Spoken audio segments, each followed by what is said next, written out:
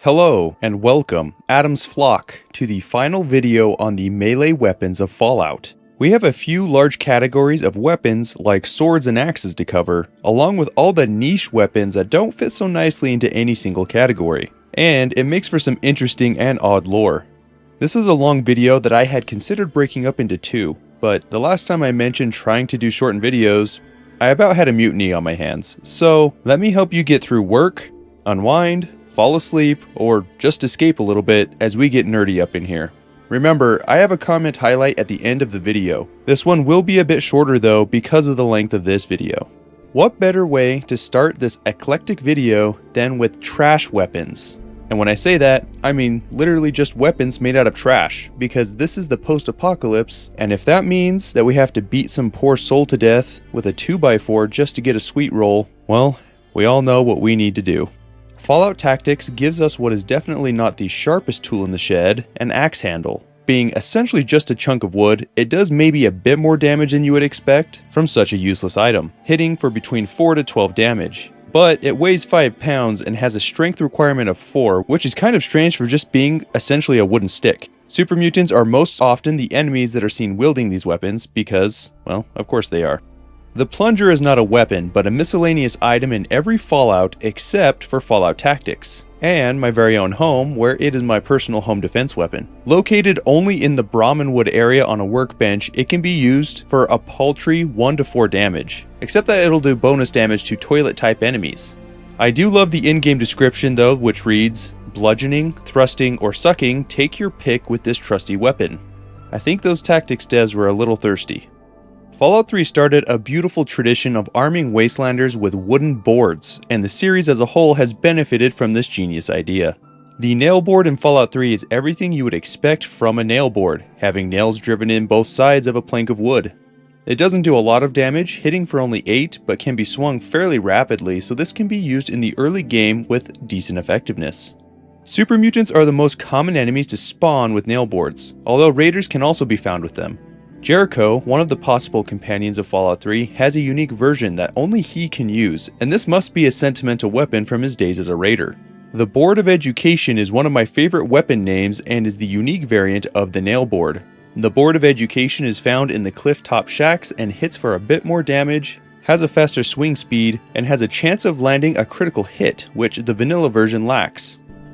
The Breaker is a cut unique version that is only obtainable using console commands. While it has a higher damage than the vanilla version, it is inferior to the Board of Education since it has a lower swing speed and no critical chance.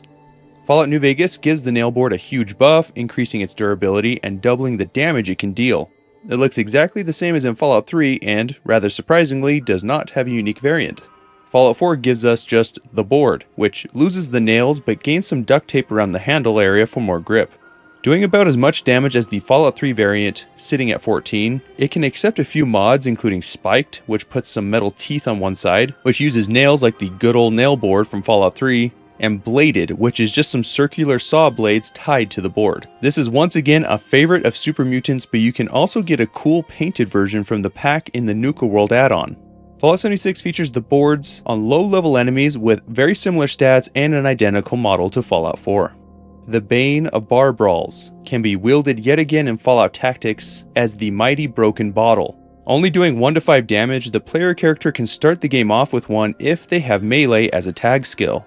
I would actually be more scared of an enemy coming at me with one of these, because if someone is surviving out in the wasteland with just a broken bottle, you know you are about to get messed up by an absolute freak of a wastelander. Now, I'm not throwing shade at the game of pool by including the pool cue in the trash section. I just didn't know where else to put it, and as far as most wastelanders are concerned, it would probably be considered a piece of trash or firewood. That is, unless you are a raider tripping on enough psycho to kill a Brahmin, then it is a perfectly serviceable weapon. This weapon was actually meant to first debut in Van Buren, but since that was never released, the first game we see it in is Fallout 3. With a very low weight of 1, this two-handed weapon has such low damage and no critical chance that it makes it really only a joke or a super early game weapon.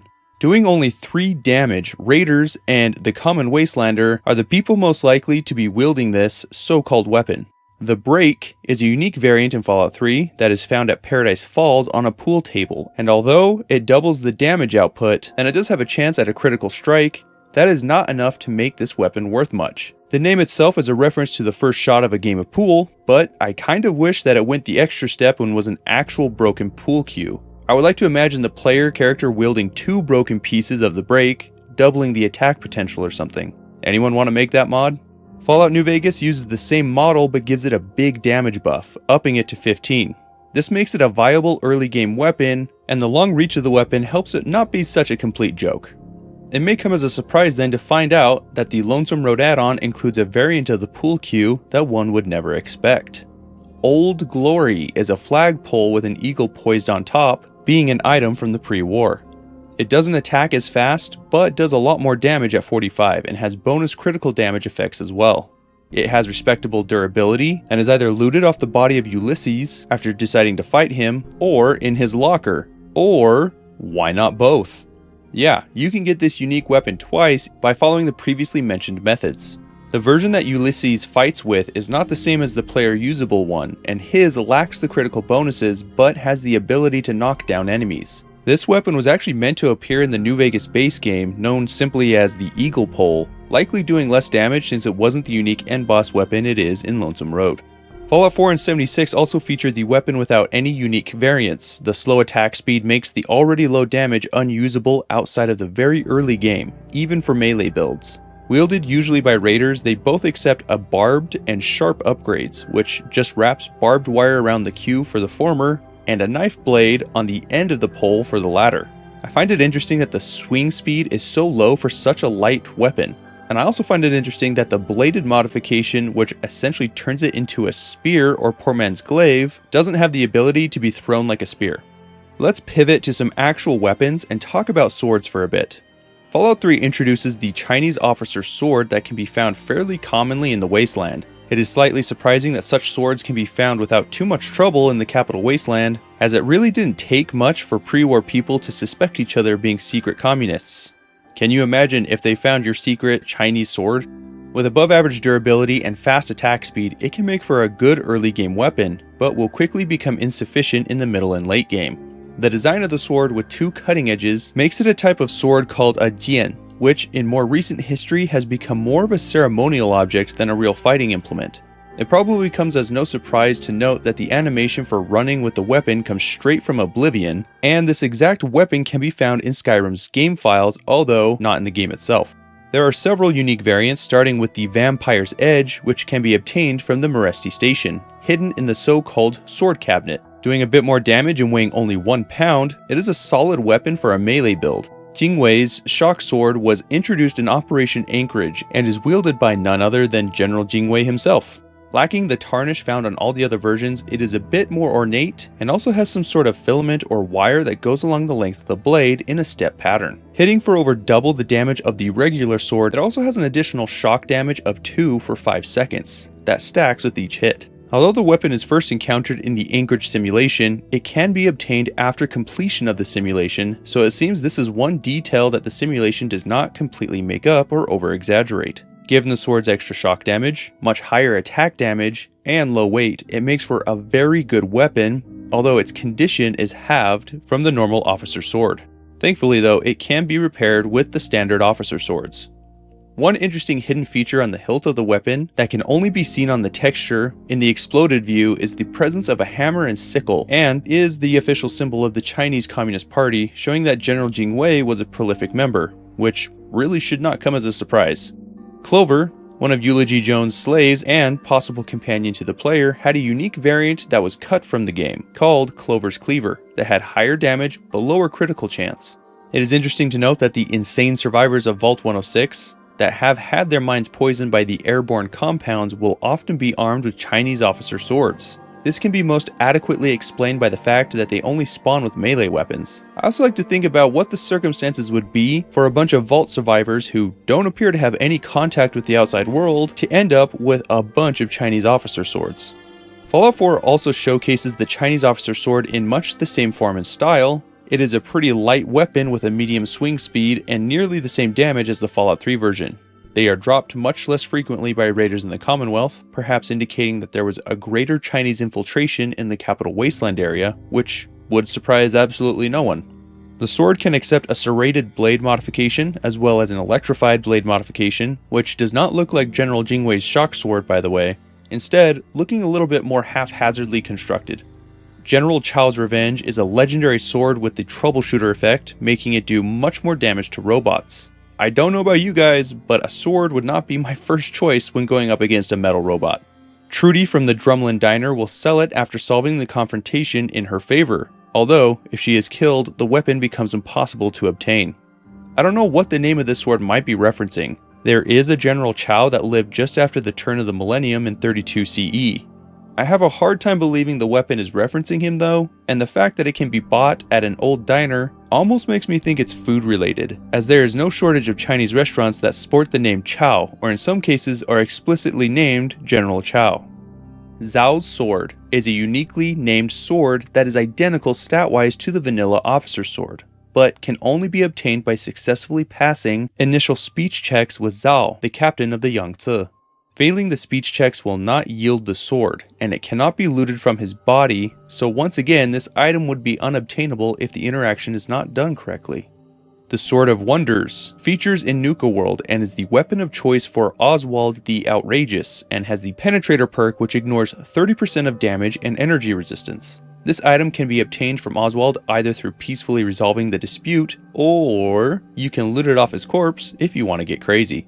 Lastly, there is a great Dark Souls Easter egg in Bradburton where a sword can be found in a bonfire, where lighting the fire will yield some stim packs, and taking the sword will yield even more, which I think is an awesome touch. Fallout 76 features the weapon as well, in the same form as can be found in Fallout 4 and with graduated damage that levels up with the player. The Blade of Bastet is a unique weapon that shares its name with the weapon wielded by the Mistress of Mystery and was fabled to be able to pierce any armor. The weapon is created during the Forging a Legend quest, and it is created using some random crafting materials and a historic sword that the player can find. It ignores 50% of a target's armor, which is pretty incredible all by itself, but this can be boosted to 100% if the player wears the Eye of Ra brooch, which is pretty insane. Even though the weapon is very unique, with a cool backstory, and even has very impressive effects, it looks just like an ordinary Chinese officer's sword. I guess the Chinese sword represented the peak of sword technology in the Fallout universe, or maybe someone got a little lazy. If you think it is weird that arguably one of the best swords in Fallout is a Chinese officer sword, get ready for this. Grant's Saber is a historic sword that can be found in-game and is actually used to craft the previously mentioned Blade of Bastet.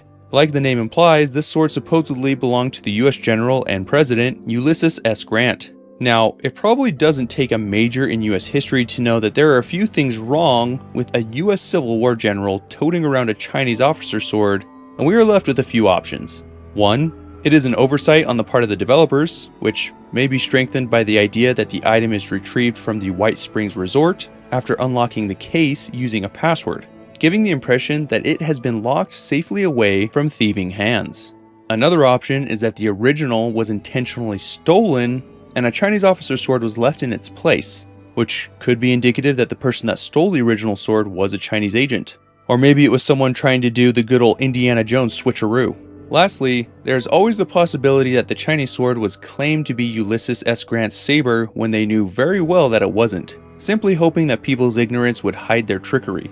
I personally prefer the second theory, that it was taken and replaced by a Chinese agent of some sort, as it makes for an interesting story of who did it and why. I don't necessarily believe that it was done out of laziness on the developer's part, because there already exists in the game the Revolutionary Sword, which is much closer design-wise to the Civil War era sabers, and they very easily could have just used that sword and not raised too many eyebrows. This also answers the question as to why the Blade of Bastet is a Chinese officer sword. The Meteoric Sword is another unique Chinese officer sword that has an altered appearance. The blade is darker with swirl-like patterns that are reminiscent of the patterns you would see on Damascus steel. Although it is not labeled as a legendary in-game, it cannot be scrapped like legendaries and has hidden legendary effects, like plus 10 damage to humans, 90% reduction in weight, and 50% more durability, while also having a bit more damage over the standard sword.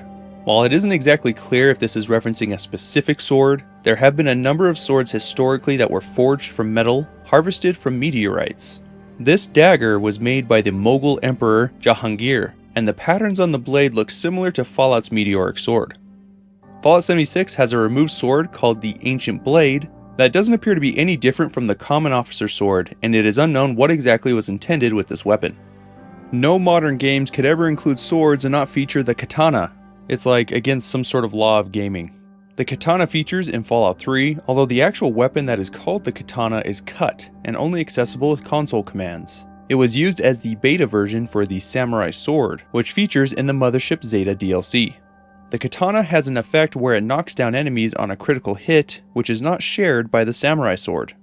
The Samurai Sword is in remarkable condition, dealing more damage than the Chinese officer's sword and having higher DPS as well. It can be encountered due to the presence of Toshiro Kago, who was an abducted Japanese samurai. It is the only katana that can be found in the whole game and can be repaired with Chinese swords. For some, that might be the most unforgivable of all Bethesda's sins. Since it is an actual samurai sword, it is possibly the oldest weapon in the entire series, which makes the completely untarnished look even more impressive. Fallout New Vegas also has the katana with the Gunrunner's Arsenal add-on, borrowing the same asset from Fallout 3. The damage is about the same as from Fallout 3 though, which is actually not common for melee weapons that are found in Fallout 3 and New Vegas. This weapon can also accept modifications. The Authentic Blade makes the blade appear shinier and increase damage by 5. The Katana Protective Sheath adds a scabbard, or seiya in Japanese, which increases the condition by 50% and makes it the only weapon that has an external scabbard that can be seen on the player model. The Katana Balanced Grip increases attack speed by 20%, which means that a melee build character could swing the weapon 6 times per second and really pump out that damage. So I'm gonna get some eye rolls for this inclusion, but there are some people that want me to cover this material, so here it comes. The Creation Club includes a weapon called the Steel Sword that borrows its look and name from Skyrim, making it one of a few Elder Scrolls Easter eggs that have snuck into the Fallout series. The Bumper Sword is so called because it is part of a car bumper that was pounded flat, sharpened, and had some sort of pipe attached to the end to act as a grip. It is a very wide weapon, and the person that crafted it couldn't even be bothered to remove the license plate while working on it, which is next level degaffing.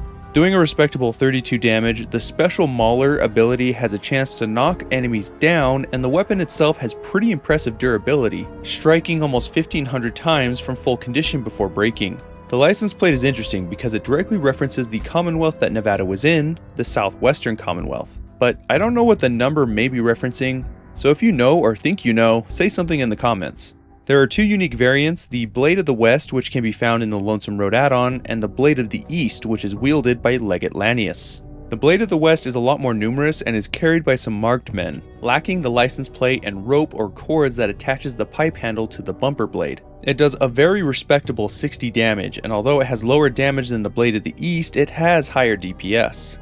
The Blade of the East looks much closer to the bumper sword, missing only the license plate, which I'm sure was mounted on Kaisar's chariot. Doing 65 damage, it has the highest damage of all bumper sword variants, and even has an effect of lowering HP by 2 for 10 seconds after being struck. Legate Lanius uses it to great effect and can be seen in-game absolutely owning NCR soldiers with it. Once again though, Lanius has his own version that is not usable by the player that has higher DPS and does a heap of damage with every swing. The Revolutionary Sword is found in Fallout 4 and 76, doing 16 damage with a medium swing speed, and looks very similar to the Revolutionary War era swords known as spadroons that were actually used. This is doubly appropriate because the OG Minutemen would have used this exact kind of sword back in the day. Raiders will sometimes have them after the player has passed level 21, and it can accept mods. The Serrated Blade does extra damage, Electrified does additional electrical damage, and the Stun Pack will also do electrical damage with the added chance of stunning the enemy. There's one unique variant in Fallout 4 called the Shem Drowned Sword that does radiation damage to targets, both a static amount with each strike, as well as a lingering radiation similar to a poison effect, where the target is irradiated with 4 rads for 3 seconds after being struck. It also has a cool green radiation shimmer effect on the blade, so this weapon gets Rad King's seal of approval. The weapon is found in Shem Drowned's grave after the player exhumes poor Shem's body. Shem Drown was a historical figure in Boston, working as a coppersmith, and was well known for the weather vanes he would create, in particular a grasshopper one that is part of the quest associated with recovering the Shem Drown sword in the game. In Fallout 76 it is largely the same, doing a bit more damage based on your level, and it is not as common as in Appalachia. There is one unique version, Commander's Charge, which was given as a reward for completing the Team Up challenge. It has the Furious, melee speed, and agility legendary effects, making it much better than any level equivalent vanilla sword. Fallout 76 gives us the Guitar Sword, which is neither a sword nor is it a guitar. So we are off to a great start here. The 6-stringed instrument has a wooden body and head connected by a metal pipe, but lacks any sort of fretboard that would be necessary to be a real guitar.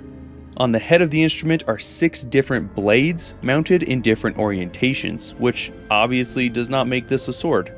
While not super common, it can be found in several places like the top of the world and does a decent amount of damage for what it is.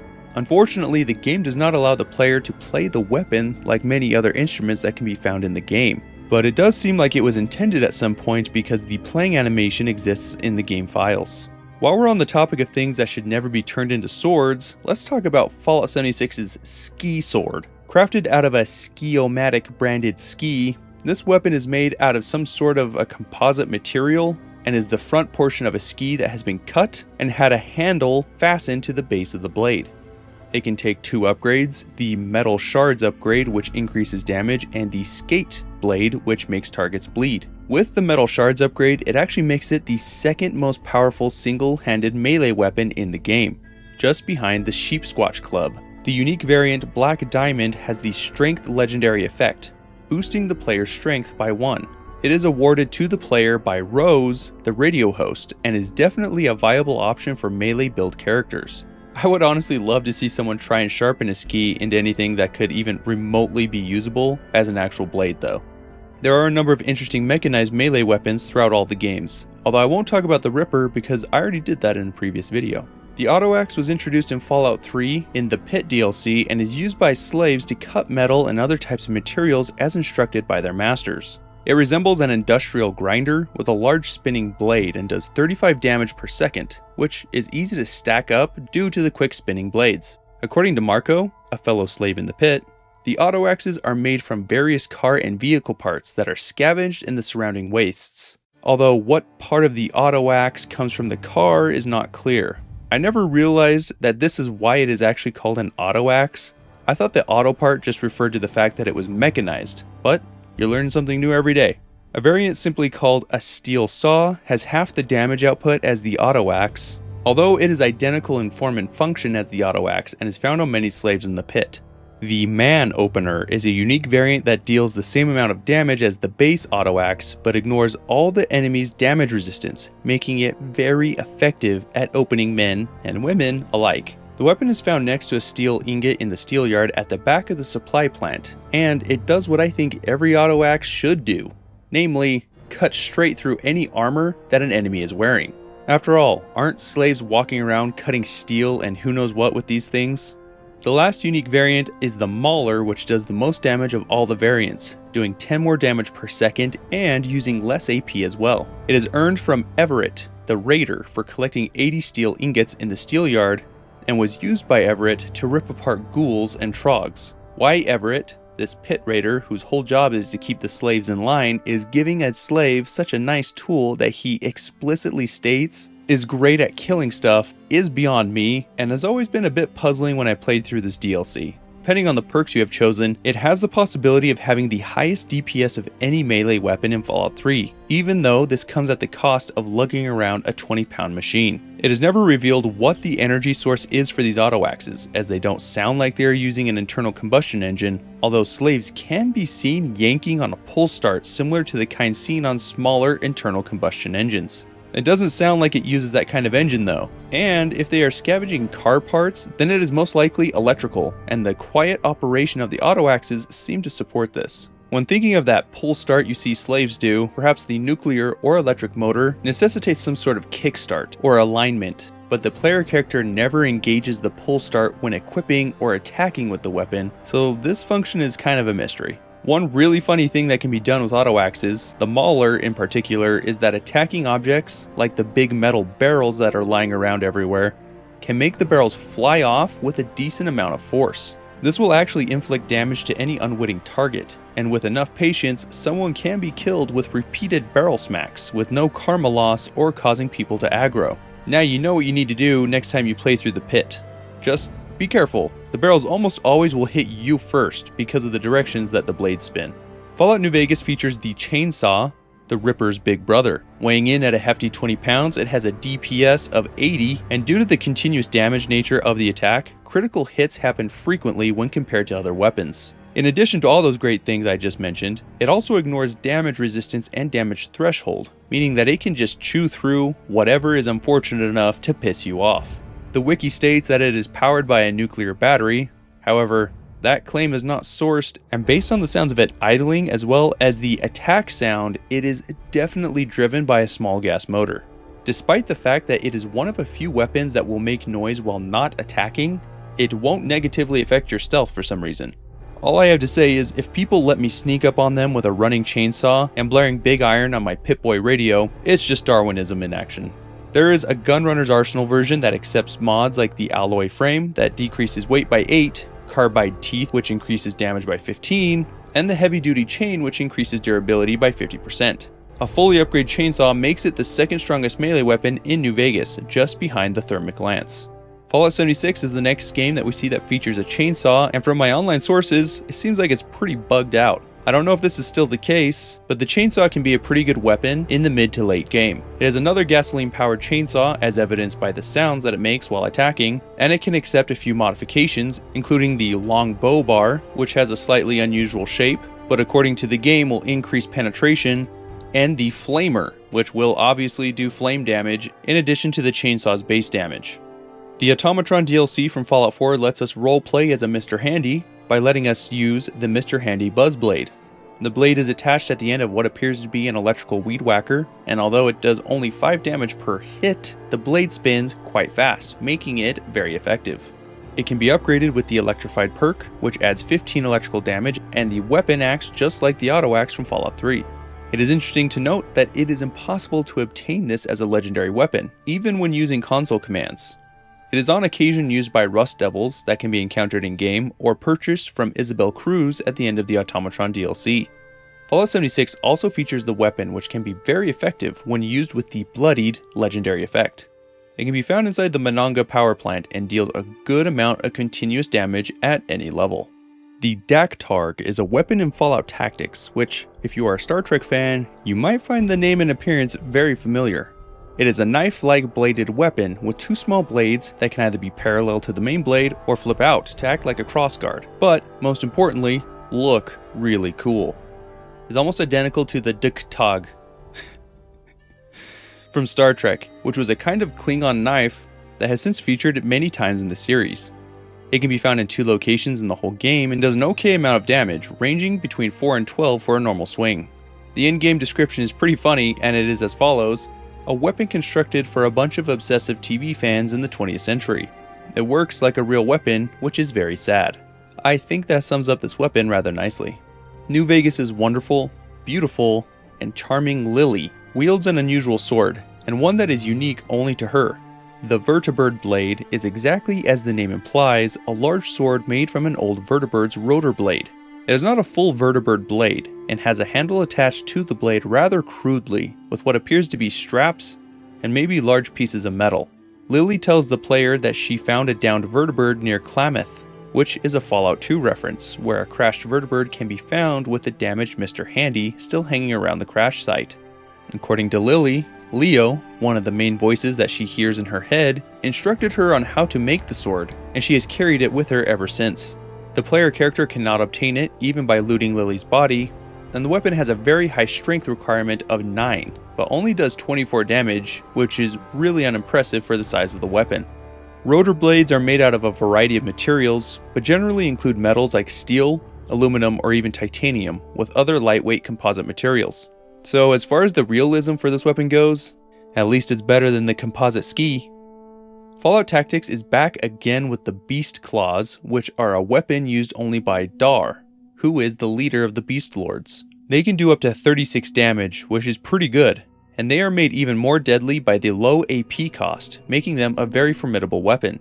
These are represented as multi-bladed gauntlets that go well over the hand and are very reminiscent of Wolverine's claws from X-Men in how they look, and would probably be utilized in much the same way. Sledges and hammers are some of the great weapons from the Fallout series, and the Super Sledge is one of the weapons to be found in every main title in various forms. Starting in Fallout 1, it is one of the most valuable melee weapons that can be found, and is easily recognizable as a sledge, although it has some unusual aspects. These unique features are part of a kinetic energy storage system, which is only mentioned and never expanded on in the games. My best guess is the force of the blows will cause the hammer heads to compress towards each other against a kind of spring-loaded tension. The user would then release that tension during a swing, causing the heads to fly in opposite directions, imparting even greater force to the target, in addition to the player's swing. That would be the most logical way I could explain how such a device would work. Let me know in the comments if you think of something else. This weapon can deal up to 36 damage and has one of the largest knockback effects of any weapon, which can actually make it difficult to use. Players often find they keep knocking targets back so far that they can only get in one good hit because they don't have enough AP to walk all the way over to where they knocked the enemy and hit again. This weapon is a post-war weapon, having been made by the Brotherhood of Steel using their knowledge of technology that they have been saving away for years. It is a rare weapon that can be found only in 2 places outside of the Brotherhood of Steel, but in Fallout 2 can be found in a number of places, including New Reno and the Navarro military base. Although the Super Sledge was meant to appear in Black Isle's Fallout 3, sadly we never got that game, so instead it shows up in Bethesda's Fallout 3 in a modified form. It deals 25 damage and critical hits can add at least 25 extra damage, although the swing speed is quite slow. In a dedicated melee build, a Super Sledge can one-hit kill high-level enemies if a critical hit is executed. There are a couple of unique variants in the game and one cut variant. Fox's Super Sledge is a superior version, doing more damage, having more item HP, and is a bit lighter as well. It is acquired by Fox either when interacting with him in Vault 87 or after the destruction of Raven Rock, and can be either traded out of his inventory when he is a follower, or looted from his body if the player kills him. The Super Mutant Overlord Sledge is a non-player weapon that does an extra 25 damage when striking the player character and even ignores all damage resistance, which is one of the reasons those Super Mutant Overlords suck so freaking bad. The Discharge Hammer is a version that was cut from the game that would deal extra electrical damage to make it effective against robots. It is in the game files though, and obtainable via console commands. It is interesting to note that the Operation Anchorage simulation will show some powered armored soldiers wielding super sledges, even though supposedly the sledges were Brotherhood inventions. Of course we know that the simulation is unreliable, but how would pre-war programmers know to code a weapon in that has not even been invented yet, unless the weapon's designs were indeed pre-war in origin, and the Brotherhood of Steel created their own version. Fallout New Vegas features the Super Sledge in the same form but with a massive damage buff, dealing 70 damage. It can be found in several locations, due in no doubt to the Brotherhood's dealings in the area. The unique variant, Oh Baby, can be found at the end of the Charleston Cave and deals a very impressive 80 damage, with 40 extra critical damage as well. Don't be fooled by the appearance, since it looks rusted out. Rather, think of it as being well seasoned, like a cast iron frying pan. The last variant is another one that cannot be obtained and used by the player. Instead, it is wielded by the super mutant known as Mean Son of a Bitch, who can be found in Westside. Killing him won't show the item in his inventory, and so it can only be obtained with console commands. This is a wicked shame since this is the most powerful version of the sledge that can be found in the whole game, with 85 damage, higher attack speed, and higher weapon HP. Fallout 4 shows us a completely different super sledge, one that has a rocket engine used to help propel the sledge to significant speeds.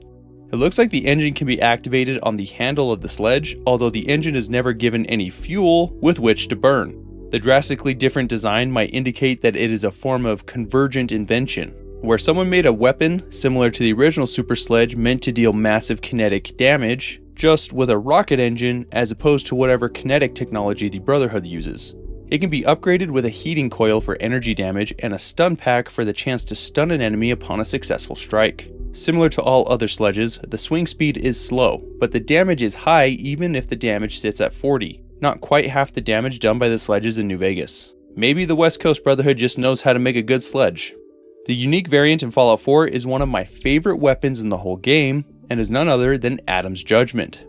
After successfully dealing with the heretic, the player will be given a super sledge that has been modified to have a hammer face made up of 4 decaying fusion cores instead of a large flat chunk of steel. Whether these cores were damaged on purpose, or they were damaged over time and successive use of Adam's Judgment is not clear, but they cause a base level of 100 radiation damage upon a successful strike. This makes it particularly effective against human enemies, as it ignores any damage resistance and maxing out all damage-related perks can impart 890 rads to a target on a single swing. This weapon also accepts the standard upgrades, which increases the overall damage it can inflict. This is one of the coolest looking weapons in the game, and I will talk about this weapon in an upcoming video that goes over a special Child of Adam build that I like to run. Fallout 76 features the Super Sledge in the same form as Fallout 4 with similar damage as well. It can be upgraded with the heating coil again, increasing damage output. The unique variant, All Rise, has a different looking head and a unique mod called the Heavy Rocket. It increases overall damage as well as extra limb damage and extra cripple chance. Incredibly, the second legendary effect reduces its weight by 90%, making this something you could realistically carry around in your inventory and not really think about it a whole lot. The Farmhand is another unique legendary that looks like the vanilla Super Sledge, although it has the Ghoul Slayer, melee speed, and endurance legendary effects, and is awarded after completing the field testing quest. The Sledges can also be painted with Super Mutant paint, Blackbird paint, and Blood Eagle paint to make it stand out a bit, which I think is a nice touch. Fallout Tactics has a modified version of the Super Sledge known as the Micro Sledge that can be obtained in one location only, the Peora Bunker. It looks more like a club of sorts, but purports to have the same kinetic energy storing technology that makes it much more effective than just a simple metal club. Since it is smaller, it can swing faster than larger melee weapons and deals up to 20 damage, making it a good weapon for a melee build. Fallout Brotherhood of Steel has a super sledge that deals a good amount of damage, and the game lets us know that it is particularly effective against armored enemies. It looks very top heavy and is also battery powered, meaning that whatever the technology for storing kinetic energy is in this version, it is somehow related to an electrical component. The Turbo Super Sledge is an absurd weapon, and for that, I kind of love it.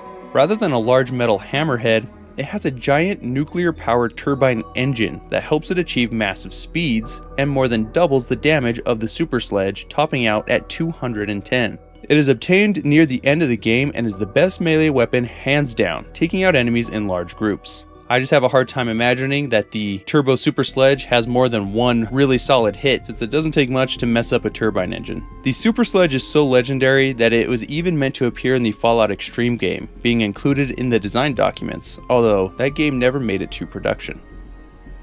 The Super Sledge's little brother, the Sledgehammer, has been able to feature in every single Fallout game. In Fallout and Fallout 2, it is rather unassuming, dealing up to 9 damage and is a fairly common melee weapon. Fallout 3 features the Sledgehammer that deals 20 damage and is a good early to mid-game weapon before it starts being outclassed. The Tenderizer is a unique variant that is found in a Mirelurk hatchery in the Anchorage Memorial, likely meaning its intended purpose really was to tenderize Mirelurk meat.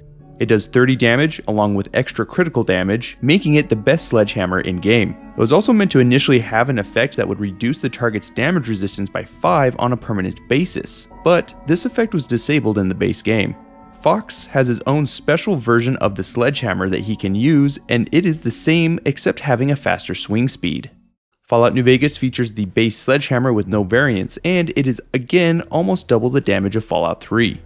Fallout 4's sledgehammer looks largely the same, and if it weren't for the Nuka World DLC, it would always play second fiddle to the Super Sledge because of its lower damage and slow swing speed. There are a lot of mods for the sledgehammer, with puncturing for extra penetration and damage, and the heavy mod increasing cripple chance being in the base game. With Nuka World came Heavy Spiked for plus 56 damage, Heavy Sharp making targets bleed, Heavy Rocket which adds 82 damage, Heavy Sharp Rocket adding 97 damage and bleeding, Heavy Spiked once again doing 97 but increasing cripple chance, Heavy Searing Rocket which adds an extra 23 fire damage on top of the 97 boost, and Heavy Shocking Rocket which adds 27 electric damage on top of everything. That is a lot of mods. These mods are so effective that it outclasses super sledges, which it seems like that should not be the case, but things get weird in Nuka World. Fallout 76 has the Sledgehammer as well, but with only 4 mods: Heavy, Sharp, Heavy Sharp Rocket, and Searing Heavy Sharp Rocket, although the damage boosts are not as extreme in 76 as in Fallout 4. Fallout Brotherhood of Steel has a Sledgehammer which honestly just looks like a mallet with a shortened shaft and large rounded head, and is an okay early weapon, although it doesn't penetrate armor. The Spiked Sledgehammer solves that, at least for weaker forms of armor, by adding a bunch of spikes and upping overall damage a fair bit as well. The Sledgehammer was also meant to feature in Van Buren and Fallout Extreme. Although not as numerous or well known in the Fallout series, Warhammers and Warhammer adjacent weapons were introduced in Fallout 76. A very unique looking weapon, the Tenderizer appears to be constructed of a twisted street sign, with the head being made up of half of a metal keg and half of a naval mine with bolt-like spikes jutting out. It can be acquired from a friendly super mutant named Graham, who just so happens to be a chef, so the absurd size and the name really starts to make sense. This two-handed weapon deals a good amount of damage, and the words "hit meat" with an arrow pointing towards the hammer's head is drawn on the side, just in case you get confused with how to use it. The War Drum is another very unique looking weapon with a large pipe for a handle, half of a metal barrel as the head, with additional spiked tin cans jutting off the sides. Those tin cans don't strike me as being particularly durable, but this weapon is very powerful and quite heavy, meaning that players should be all in on a melee build just to justify carrying this weapon around. The War Drum cannot be modified and can only be found in 2 places in Appalachia: the Top of the World and Sons of Dane compound, and were originally meant to be a playable instrument. The animation to play it are in the game files, although you cannot actually play it in the game, and the weapon makes a very unique sound when attacking enemies. The so-called Sheep Squatch Club is a weapon made entirely of bones, with the skull of a sheep squatch and likely a femur or other large and strong bone also from a sheep squatch, all bound together with cords. It does a healthy amount of damage and is a legendary item that boosts the already strong stats with extra effects. It can be rewarded for completing the free range event, although it is not a surefire thing. Similarly, a two-handed version called the Sheep Squatch Staff can be crafted that is made up of a road sign pole and a sheep squatch skull at the end, doing the same amount of damage as the club. Oh, and in case you don't know what a sheep squatch is, here you go. Don't try fighting one alone at level 6 like I tried to do. In the post-apocalypse, a tool is not just a tool, it is also a great way to extort some caps or defend yourself from FEV mutated creatures. So, let's take a look at a few. Fallout 76 is the first game to let us fight with pitchforks, which, given the game's history, I feel like there's a joke somewhere in there. It is a two-handed weapon that is really only good in the early game as the damage is not very high. The Barbed mod adds extra damage, the Flaming Pitchfork adds fire damage, and the Barbed Flaming Pitchfork does electrical damage. Just keeping you on your toes. Fallout 76, rather surprisingly, shows us the first time a pickaxe can be used as a weapon, and this two-handed and rather slow-swinging weapon is fairly powerful. Due to the tremendously large mining industry in the region, they are plentiful and easily found, and can accept one modification, the Sharp mod, which causes bleeding damage against targets for extra stackable damage. Fallout New Vegas' most damaging melee weapon is none other than the industrial-looking thermic lance. Being very long, it is a two-handed melee weapon that emits sparks from the end by a process that likely mirrors the way modern thermal or thermic lances work. Passing oxygen through a series of iron, aluminum, and magnesium wires, the oxygen is lit at the very end with a high temperature source, and the oxygen oxidizes the iron, magnesium, and aluminum wires at ultra high temperatures, reaching up to 4,000 degrees Celsius or over 8,000 degrees Fahrenheit. The lance portion of the tool is consumed during this process, and those melting temperatures are enough to even melt concrete. The thermic lance in Fallout New Vegas looks quite a bit different, is never topped off with oxygen or combustible gas to ignite the oxygen, and is not self-consuming like normal thermal lances. This weapon does an astounding 100 damage and attacks continuously like the previously mentioned chainsaw. The critical chance is low, and the critical multiplier is also low, but the weapon attacks 5 times a second, meaning that a critical hit is very probable with almost every engagement. The weapon will also ignore damage resistance, making this a seriously OP weapon and would probably be better balanced with some sort of ammunition requirement. I also find it kind of ironic that the most damaging melee weapon in the whole game isn't even a weapon to begin with, and instead an industrial tool. We've made it far enough now that we are going to take a look at a bunch of random and miscellaneous melee weapons, and let me just say, things are gonna get a little weird. I'm making good on the promise of talking about some weird Fallout weapons, and what better way to start that than with the paddle ball. Nuka World gives us this blessed weapon which can be earned by turning in over 500 Nuka tickets in the Nuka-cade, and in Fallout 76 is seen with a Camden Park mascot, Mr. Fuzzy. If you were expecting anything other than just a simple paddle ball, then you will for sure be disappointed, because that is seriously all it is, and in its base form does an incredible 1 damage. The game actually treats it like a gun, since it has a little bit of range, and since the game is designed so that the guns consume ammunition, the paddle ball itself has its own ammunition. Paddle ball strings are the ammo for this weapon, and the paddle ball is reloaded by flipping the paddle in the player's hands. This toy-turned weapon has a shocking number of upgrades as well to increase the damage output. The spiked ball increases damage and penetration. The bladed ball causes enemies to take bleed damage and increases the chance of dismembering an enemy on a critical hit. The electrified ball adds 10 electric damage, the fireball adds 18 fire damage, and things just escalate from here. The weaponized Nuka-Cola ball uses weaponized Nuka-Cola that can be crafted after finding the schematics, making a small explosion occur when the ball strikes an enemy. This plus 10 damage is not that impressive, but the weaponized Nuka-Cherry will push damage to 25, and the weaponized Nuka-Cola Quantum will push it to 50, which, given the speed that you can hit targets, can really stack the damage. Even the series is aware of how absurd this weapon is by poking fun at it in the Strength special video used to promote Fallout 4's release. The Deco Filament is a knife-like weapon that looks like it could only be deadly to a block of cheese. Serious talk, it has an ultra-fine wire that acts as a blade, and in the design documents mentions it can cut through anything but diamonds, which is a little cliche, but whatever. Weighing only 1 pound and doing up to 10 damage, it isn't anything special, but weighs so little, why not just carry it around?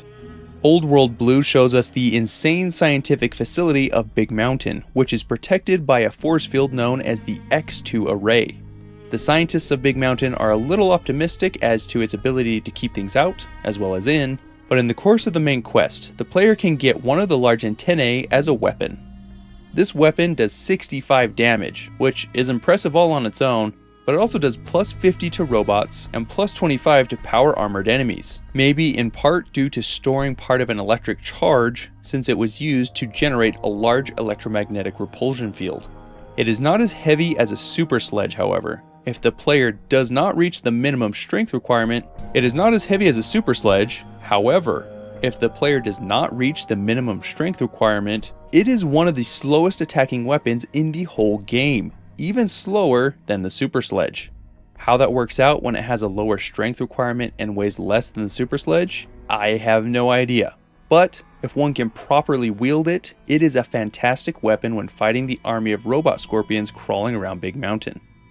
Nuka World introduces another weapon that was not meant to do any real damage, but ended up being repurposed to do just that. The Kami Whacker is a large padded mallet that was meant to be used when playing the Whack-A-Kami game, which is Fallout's version of Whack-A-Mole. Although it was just meant to be part of a game that can be found in the Nuka-cade in Fallout 4 and in the city of Camden in Fallout 76, it is somehow able to do 20 damage against enemies, whether they are communists or not, which is much higher than I would have thought possible. It can be upgraded to accept a bladed upgrade which doubles the damage output of the weapon, making it a very worthwhile upgrade. Perhaps the best part of the weapon is that it has the word democracy printed on the side so that every unfortunate soul that gets their face caved in knows they are a victim of wasteland democracy. Get the pitchforks out again, laddies. This is another Atom Shop entry.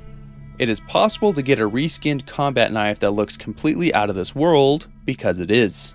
The Invader is used completely inappropriately by Wastelanders, as they beat each other to death with it for damage that is decent but nothing really impressive. Maybe it would do more damage when used for its intended purpose, because you see, it is not a knife or a club, or a colorful glow stick, it is an alien probe. Ah, yes. So the name, the Invader, is starting to make a whole lot more sense. I would honestly love to see a VATS finishing move where the player really puts the Invader to use. Fallout Tactics gives us another unusual weapon, the Wasp Sting, which is a knife-like weapon that is better than the standard knife, but not as good as the combat knife, doing up to 14 damage. That's not all though, because it also deals some poison damage since the Stinger still has some venom left from when it was harvested from the mutant wasp. You thought you hated wasps now? Just wait until nuclear radiation makes them big enough to make knives out of their butts. The Plasma Cutter is another Fallout 76 weapon that most likely started life as another tool until it found a new purpose in the post-nuclear world. When activated, 2 plasma blades, for lack of a better term, will activate with a look not too different from the aforementioned Deco filament knife. These plasma blades can have different shapes, and the cutter appears to be powered by a single plasma cartridge in the handle. This one-handed weapon can strike quickly and does a high amount of damage, making it a very effective melee weapon. It can also accept several modifications including the Flaming Blade, Shocking Blade, and Cryo Blade, which add to their respective damage types on top of the base damage. How exactly a plasma blade is able to do cryo damage, I don't really know, but it is far from the weirdest thing we have covered so far in this video. If you are looking for a weapon whose bark is worse than its bite, the protest sign is what the doctor ordered. Doing a measly 1 damage, these are found all throughout Appalachia because of the amount of automation that was replacing people's jobs. They are a common sight and come with a variety of messages printed on them, including, "Work for men, not machines," "My dad needs a job," and my personal favorite, "I'm not a commie, but I see where they're coming from." Whoever came up with that one at Bethesda needs a raise. Fallout New Vegas lets golf enthusiasts live out their post-apocalyptic dream by letting players fight with a 9-iron. The 9-iron definitely has been used for things other than golf since it is bent and in disrepair, and honestly is far from the best melee weapon one can use. Doing 17 damage and having very low item HP means that this is not a weapon that will be used much or for very long unless you are very dedicated. The unique variant called Nephi's Driver has superior damage, doubling the base damage and critical damage, but reducing the weapon's HP even more than the 9-iron, which was already pretty pathetic. It can only be obtained by killing Driver Nephi, one of the named fiends, and the weapon is a clever variation on his name. Both golf clubs can be used to achieve the Slave Obeys challenge, which is an Easter egg from one of my favorite games, BioShock. Moira Brown of Megaton will give the player character a repellent stick to test on mole rats for the Wasteland Survival Guide. It really is just a stick with some green substance on the end that, according to Moira, is a combination of Psycho and Jet. When the player tests the stick on mole rats, it becomes obvious pretty quickly that it is remarkably effective. The weapon only does 5 damage and has no critical multipliers, but when used on mole rats, striking them once will cause them to start smoking, and several seconds later, their heads will just explode. Hitting the mole rats a second time will result in their heads exploding on impact. But using the stick on anything else will only lead to 5 damage, and it will actually do 0 damage to robotic enemies. Being a quest item, it cannot be dropped until the quest is completed, but then it can be bought or stolen from Moira after the quest so you can continue to assert dominance over the mole rats. If Moira's mixture of Psycho and Jet really is that effective, it would have been cool to see an anti-mole rat dart from the Syringer in Fallout 4 and 76 that could have been made with the 2 chems that would insta-kill mole rats. Axes were not found in the first Fallouts and were not very prevalent in Fallout 3, but have since become more common. Whether this was a deliberate attempt by Bethesda to draw a distinct line between the Elder Scrolls games and their new Fallout game, I don't really know, but later games have given us some cool axes and axe-like weapons. Fallout 3's DLC Point Lookout formally introduced axes to the Fallout series with the simply named Axe, which is a generic woodcutter's axe commonly used by the swamp folk. Dealing 20 damage with an extra 30 critical damage, this is quite a good melee weapon because of the good damage and low weight. It will never be as good as when wielded by a non-player character, however, because this is one of the few weapons that will deal an extra 35 damage to the player character only, and also ignores all damage resistance against the player character. So add that to the number of reasons why those swamp folks are so annoying to deal with. The unique variant, the Dismemberer, is given as a reward for completing Plick's Safari in Point Lookout, and does extra base damage and critical damage for a tiny reduction in durability.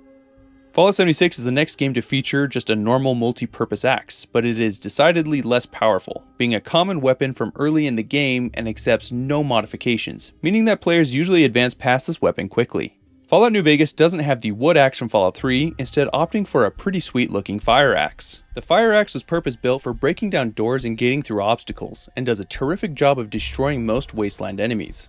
Hitting for a solid 55 damage, the unique variant Knock Knock hits for 66 and a bit more critical damage.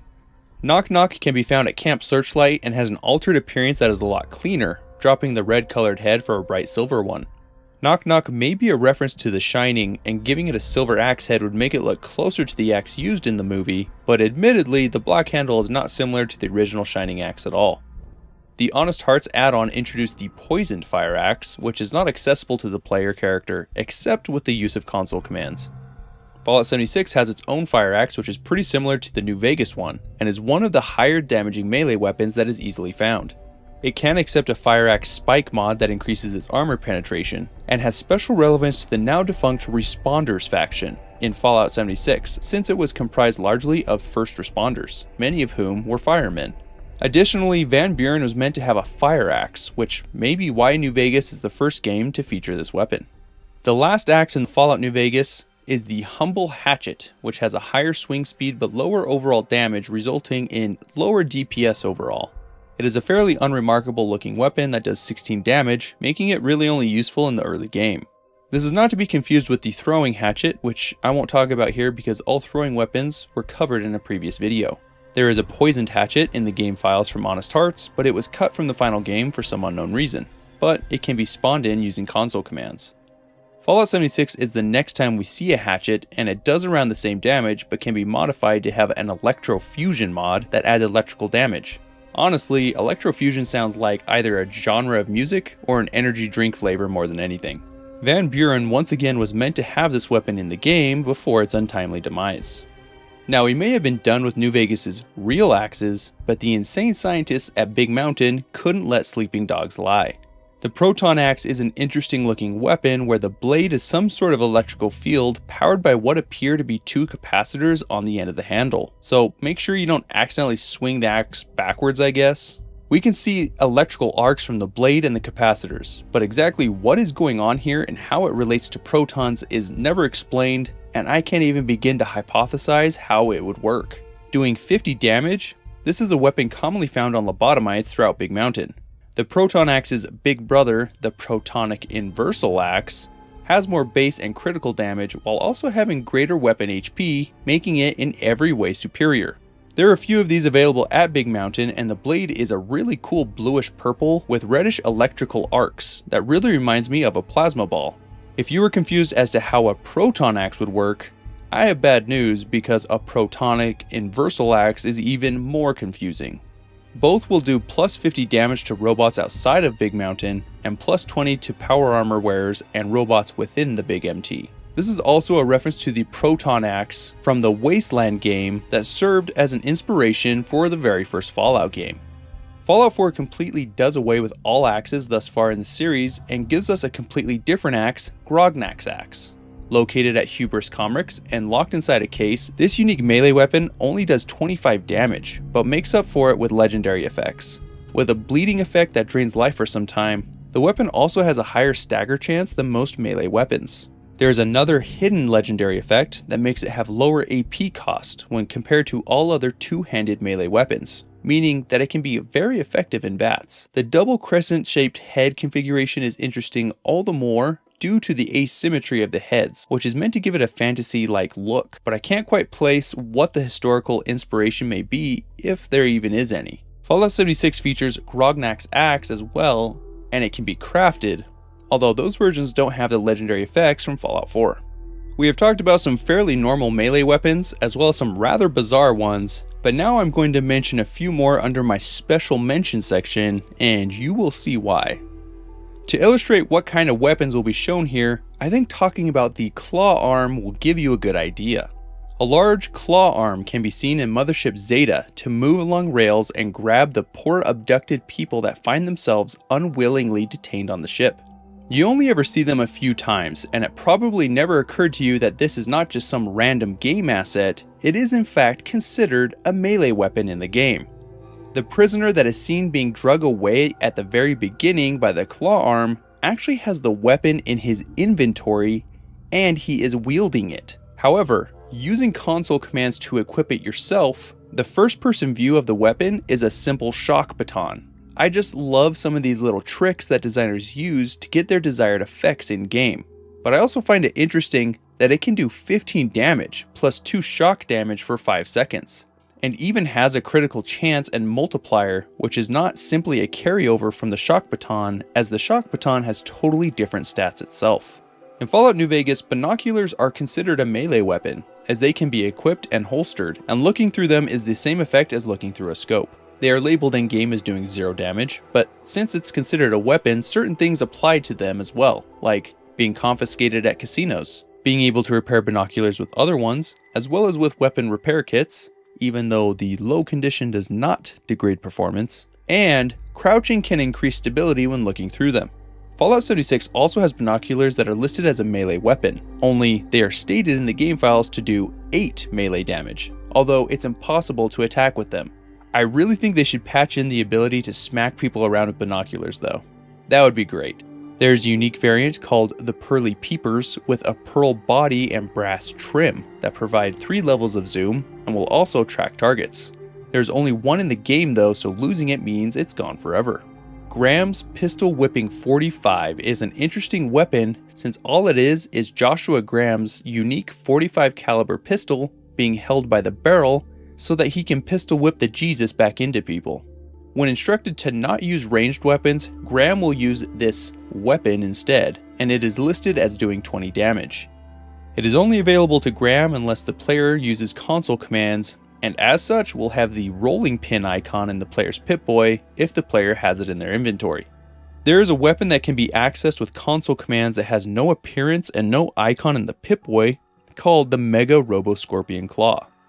We can't say for sure what the purpose was, but it is likely that it was going to be an obtainable melee weapon after defeating the Mega Robo-Scorpion in Old World Blues. It can do 25 damage, but not really anything else, and I don't even know how a Mega Robo-Scorpion Claw could be realistically wielded by a human. I wanted to take a second and get all psychoanalytical, and to do so, I will need the last melee weapon on the list, the Rorschach painting. With the appearance of one of Dr. Mitchell's ink blot tests, this was unfortunately a cut item from Fallout New Vegas. Although it exists in the game files and can be equipped, it has no damage stats, no Pip-Boy icon, and cannot be picked up once dropped from the inventory.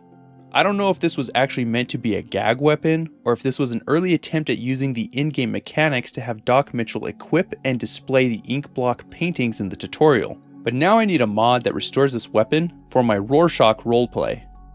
And here we find ourselves at the end of the video, but we still have our comment highlights from my last video that was on why I thought Fallout 3 was meant to take place earlier than it did. The video garnered many responses, and while I couldn't go through each response, I wanted to showcase some of the ones that I think warrant a reply. First off, there were many people that agreed with me, and there were many people that disagreed, and that is the nature of these kinds of videos. Unless it can be proven beyond a shadow of a doubt that Fallout 3 was or was not meant to take place when it did from the very beginning, all we have are in-game evidence and arguments that we can discuss. I did want to touch on a common response that countered the argument that Fallout 3's societal development was extremely lacking. Being the seat of government for the whole country, I think it stands to reason that it was heavily targeted during the nuclear exchange and received a disproportionate amount of destruction because of that. That is perfectly okay if that's the case, and in fact, most people would agree that it makes sense.